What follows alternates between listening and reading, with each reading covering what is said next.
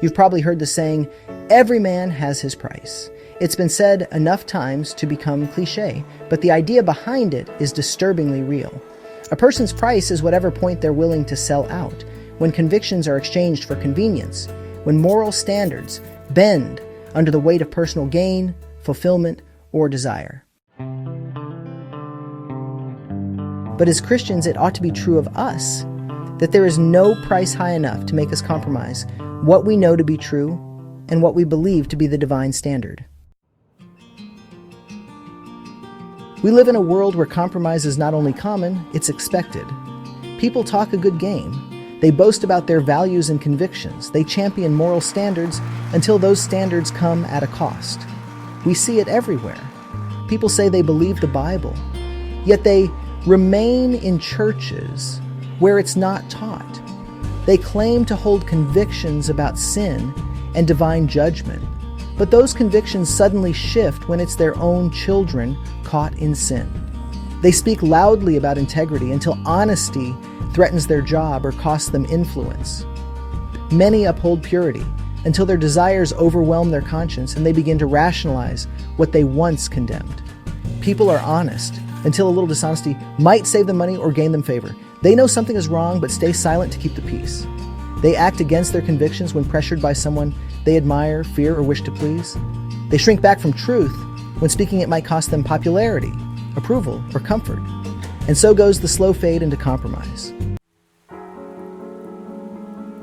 Scripture is filled with cautionary tales.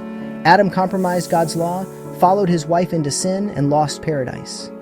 Abraham compromised the truth, lied about Sarah, and nearly lost her. Sarah compromised God's promise, gave Hagar to Abraham, and brought strife that still echoes in the Middle East.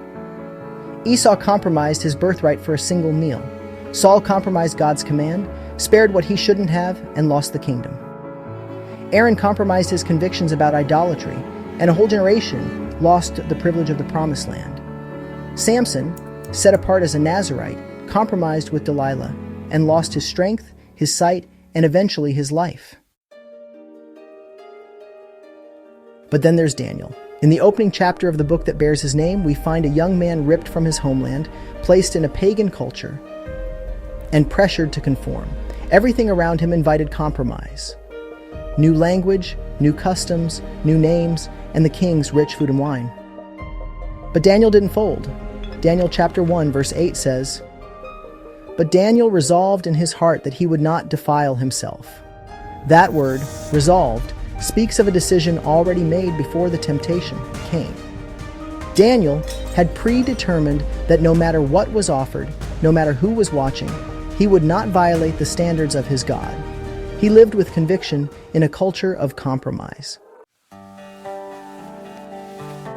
And because of that stand, God gave Daniel favor. He not only thrived in Babylon, he rose above it. Daniel outlasted kings, kingdoms, and cultural tides because he was unshakable in his faith. He didn't just survive the pressure, he transformed the environment around him. Daniel reminds us that it's possible to live a holy life in an unholy world. He proves that a single life, wholly surrendered to God, can stand tall when everything else bows low. So the question is, what about you? Will you stand firm when the world around you compromises? Will you determine, like Daniel, to live by a higher standard? If this message spoke to you, if you're committed to living an uncompromising life in a compromising world, take a moment to like, share, and subscribe. Help us spread this truth to others who need encouragement to stand strong. This is Brian with Redefined-Life.